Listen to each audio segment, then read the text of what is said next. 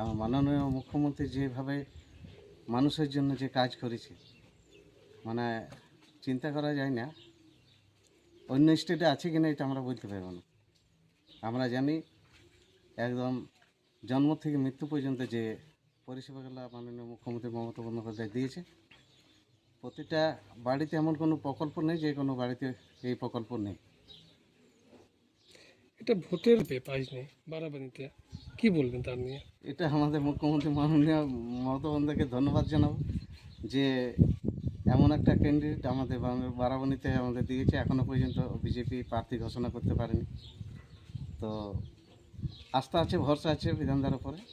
আর আমরা জানি যে বিধানদা আমাদের এখান থেকে ভালো ভোটে লিড করবে। গ্রামে তো সেরকম কোনো আর সমস্যা নেই। দিদির যা উন্নয়ন, যা প্রকল্প করেছে, এই তো ঢালাই রোড দেখতেই তো পাচ্ছেন, 24 ঘন্টা জল আমাদের এখানে। আর এমনিতে তো আমাদের এই আবাসের বাড়ি এসেছে, অনেক উন্নয়ন করেছে, অনেক উন্নয়ন। আমার কাছে দিদির মানে ভালো ভোট পাবো আমরা। দিদির কেউ হারাতে পারেনি আর হারাতেও পারবে না। আর দিদি যা উন্নয়ন করেছে মানে বলার মানে যাবে না, যে এত উন্নয়ন করেছে। একদম রাস্তা থেকে শুরু করে ঘর বাড়ি থেকে শুরু করে রাস্তাঘাটে লাইট সব কিছুই মানে দিদি দিয়েছে। স্কুলে ছেলে মেয়েদের বই খাতা ব্যাগ লেখাপড়া খরচা সবই দিদি দিয়েছে। কি কোনো সমস্যা রয়েছে আপনাদের? কিছু সমস্যা নাই।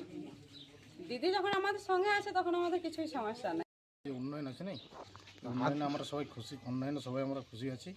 আর দিদির যে প্রকল্পগুলো আছে প্রত্যেকটা মানুষের বাড়িতে এসেছে, ঠিক। আর এর সামনে যে ইলেকশনটা আসছে, আমরা সবাই চাইবো দিদিকে ভোট দিয়ে জয়ী করব।